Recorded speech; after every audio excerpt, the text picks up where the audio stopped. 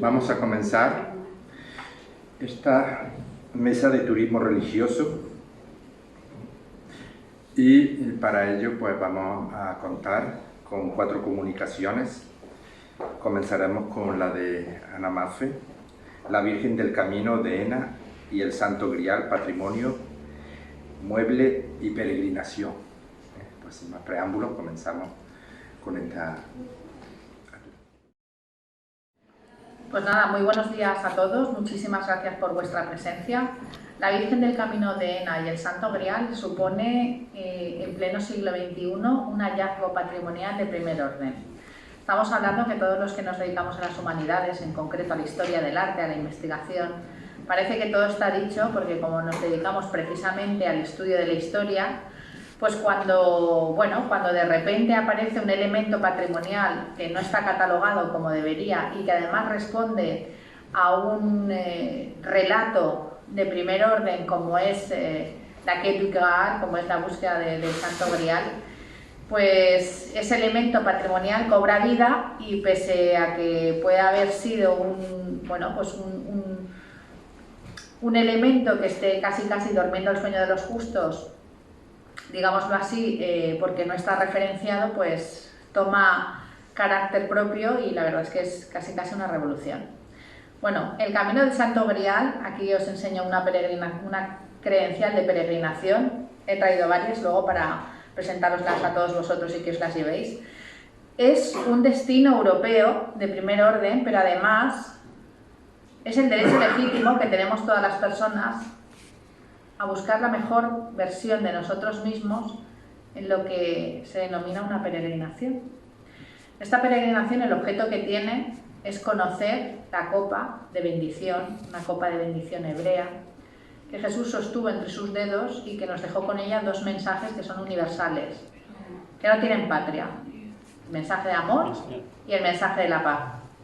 A partir de ahí, de esos estudios de la tradición oral cristiana, y de una tradición ininterrumpida de 17 siglos y una serie de intervenciones historiográficas que desde luego justifican que no estamos hablando de un falso histórico, y esto ya es decir muchísimo, la Santa Sede tiene a bien que Valencia sea la tercera ciudad jubilar más importante del planeta por frecuencia, solo después de Jerusalén, que es 3 veces santa, por supuesto, nuestros hermanos mayores los hebreos, nuestros hermanos pequeños los musulmanes y nosotros los cristianos, y Roma, que por supuestísimo es el punto geográfico donde está el Estado del Vaticano y por supuestísimo es ciudad jubilar para los cristianos los 365 días del año. Bueno, pues la tercera ciudad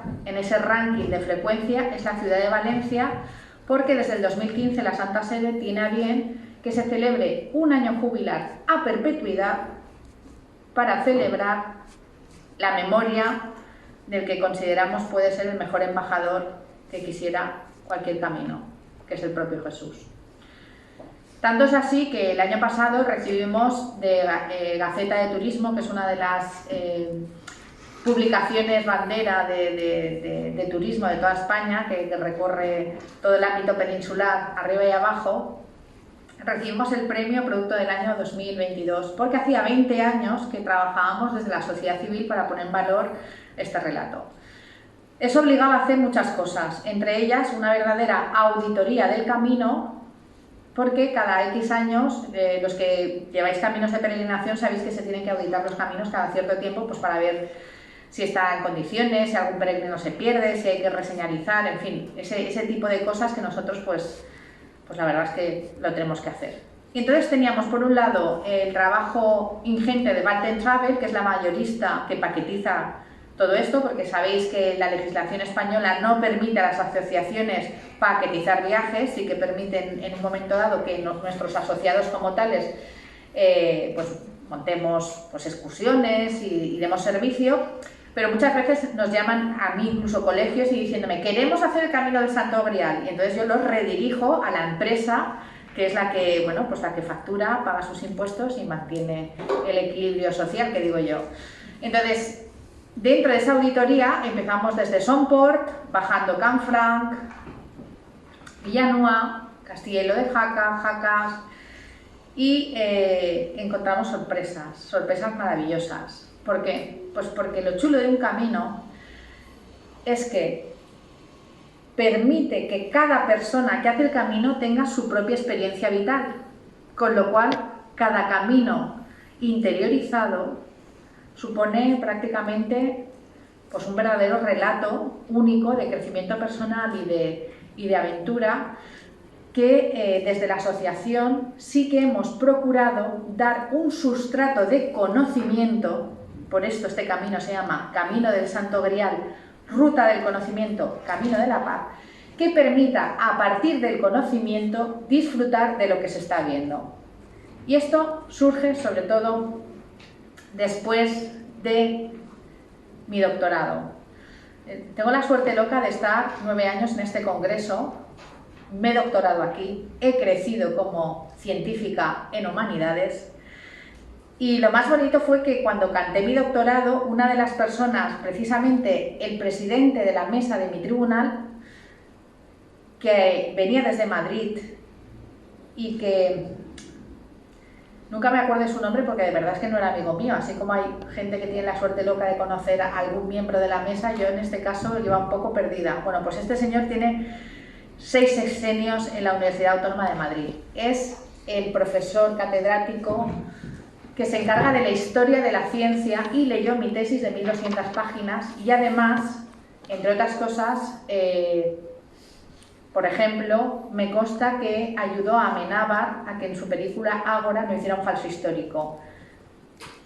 Es muy reconocido dentro de la Universidad de Madrid como persona de ciencia y sobre todo antifalsos históricos, que este es el gran peligro que podemos tener cuando desarrollamos un relato.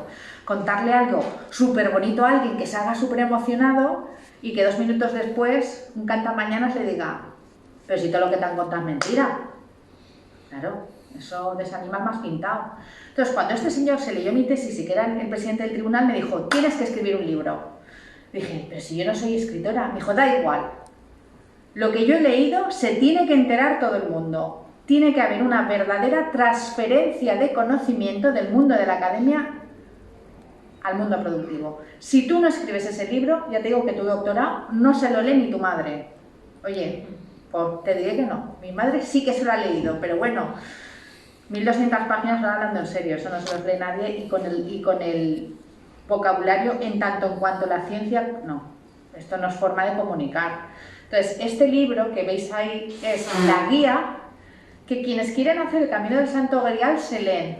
¿Por qué? Pues porque entienden que a lo largo de la historia del Santo Grial hay un motivo iconográfico único en la historia del arte. Único y que solamente se repite en geografías muy particulares vinculadas a la historia oral de esa tradición cristiana de 17 siglos de historia aquí en Hispania. Me refiero, el Santo Cáliz sale de Jerusalén a Roma, ¿vale? Según la tradición oral cristiana, San Pedro es el que perpetúa la memoria de Jesús a través de esa cátedra que nos llega hasta el día de hoy con la figura de el Papa Francisco. Bueno, pues esa memoria de Jesús tenía un objeto primigenio que hasta el año 258 estuvo en Roma.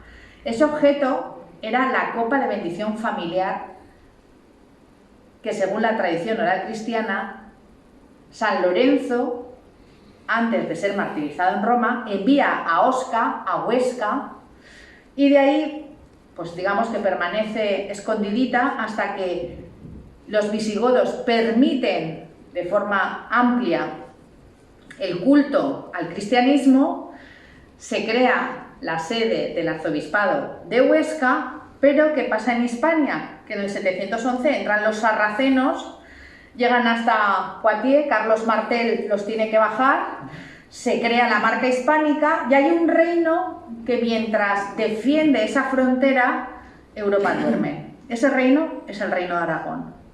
Bueno, pues qué curioso que las únicas mujeres que encontramos delante de una mesa pascual con un cáliz en la mano sean en las catacumbas de Roma, en una en concreto, en la demarcación de San Lorenzo, uno de los hipogeos más hebreos de toda Roma, y en las vírgenes del Pirineo, que tan de moda puso nuestro querido Javier Sierra con su libro, y que, bueno, vienen estudiadas por la historiografía desde hace bastante tiempo. De hecho, el primer texto que yo he encontrado realmente serio que habla sobre el asunto es ya del 2005, por supuestísimo, de un doctor estadounidense. Porque es que no os imagináis Estados Unidos cómo le mola el rollo del Holy Grail, la búsqueda del Santo Grial. Si tenéis dudas, la saga de Indiana Jones. Claro. Entonces, ese motivo iconográfico me hace que en mi doctorado, cuando lo justifico y lo explico y escribo este libro, entre otras cosas, para explicar esto, yo tenía un hándicap, ¿no? Porque yo soy historiadora del arte, entonces yo lo que veo lo puedo interpretar con el método científico de la iconología, desarrollado a finales de los años 40-60, aunque en España vino en el 75 gracias a la fuente Ferrari, desarrollado por Panofsky. ¿Qué ocurre? Que la literatura del Grial, ¿vale?, la literatura de Chrétien de Troyes, también nos está contando un referente literario a lo que pasaba en ese castillo del Grial, que supuestamente era sin duda San Juan de la Peña. Entonces, qué curiosa que en esa procesión, cuando acudo al Museo de Jaca, al Museo Diocesano, hay un capitel tal cual que está contando la procesión del Santo Grial que ve Chrétien de Troyes, o que describe Chrétien de Troyes en su obra. Y no contentos con eso, por las dudas, cuando se lee lo que Chrétien de Troyes está contando, está diciendo que una demoiselle, una joven virgen, porta un elemento que brilla y que tiene forma áurea y que está dando todas las características del Santo Cáliz, hasta el punto de que, no sé si veis la pieza que la tengo aquí, no sé si llegáis a percibir esto de aquí que son. ¿Sabéis lo que son? Perlas, muy bien. Pues ¿sabéis esto, Chrétien de Troyes, cómo lo identifica? Entre sus dos manos, una joven virgen, entre sus dos manos, es evidente que tenemos dos manos, pero es que aquí habían dos asas, entonces una mano por asa. Entre sus dos manos, un elemento áureo que tiene las mejores piedras del mar. Lo estáis viendo, ¿no? Esa es la descripción. Pero lo más bonito es que cuenta que es una demoiselle, una joven virgen. Pues de repente teníamos la joven virgen en la literatura, las vírgenes del Pirineo, que están en la geografía actual de Cataluña, en concreto en la zona de Lérida, e incluso llegando hasta Andorra, y una virgen maravillosa esculpida en uno de los capiteles de San Juan de la Peña. Claro, esto blanco y en papel, ¿no? O sea, estaba clarísimo, pero no habíamos encontrado, o yo no había encontrado durante 6 años de mi vida, nada más vinculado al camino del Santo Grial y al motivo iconográfico que define el Santo Grial, mujer que porta un cáliz. Y de repente aparecen en escena, pues, 2 intrépidos viajeros que con la credencial de peregrinación se ponen a hacer una auditoría del camino para ver precisamente cómo están los tracks y sobre todo qué es lo que hay. Qué sorpresa cuando me llama un día y me empieza a hablar de una cosa que os la voy a presentar rápidamente. Esta es la que se llama la Virgen de las Batallas. Esta Virgen está en este momento en Valencia.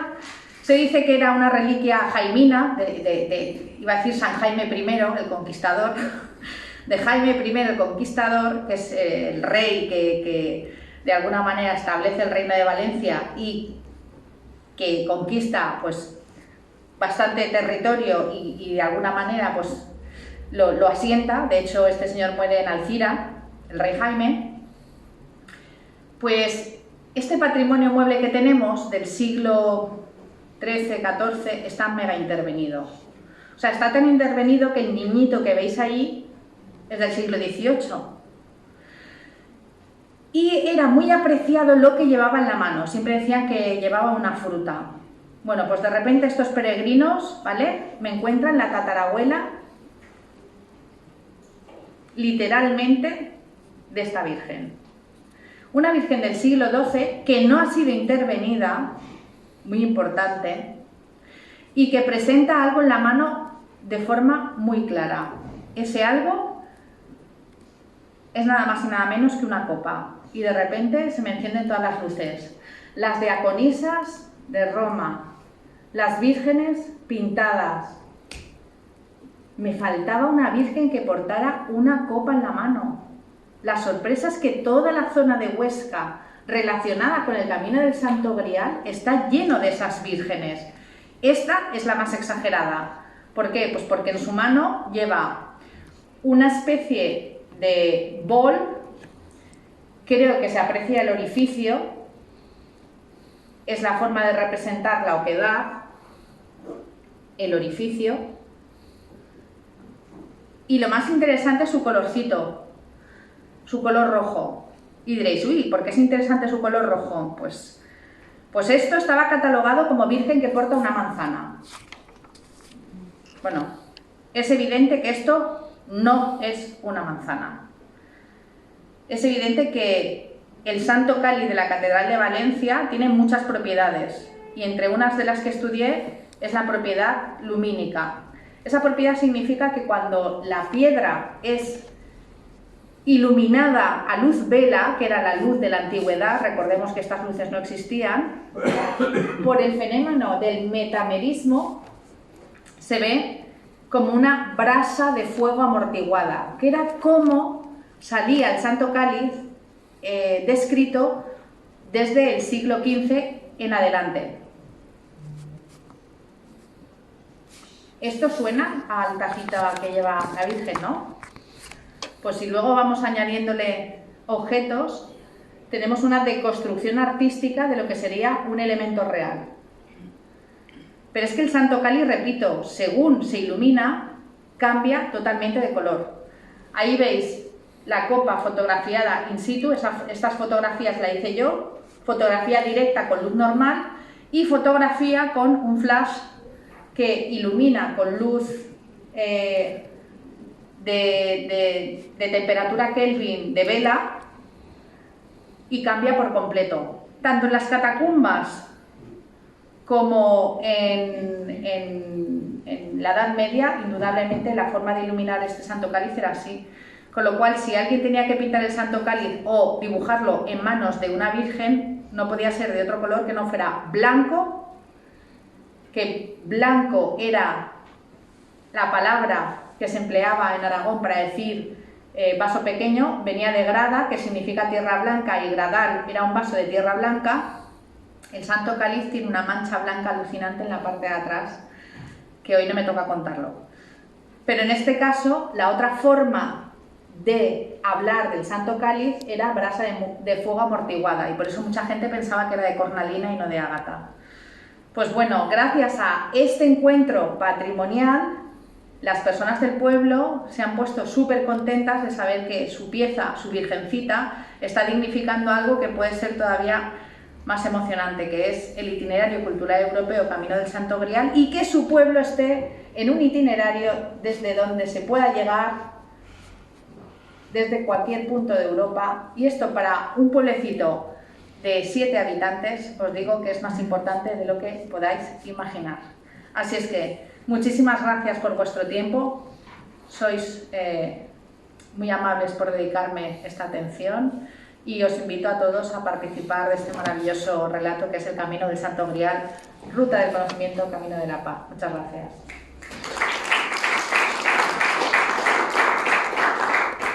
Muy bien, Ana, te agradecemos esta exposición que nos ha hecho de este camino del Santo Grial, de esta peregrinación, ¿no? Que de alguna manera también nos invita a todos a poder participar de ella y disfrutar precisamente, pues, de todo lo que ello significa, tanto en el aspecto, diríamos, de experiencia, como tú comentabas, ¿no? La experiencia personal de cada uno, de conocimiento, que de alguna manera también se lleva a término en una vivencia espiritual, ¿no? Te damos gracias por esta invitación, de alguna manera, a vivir este camino de Santo Cristo. Bueno, pues vamos ahora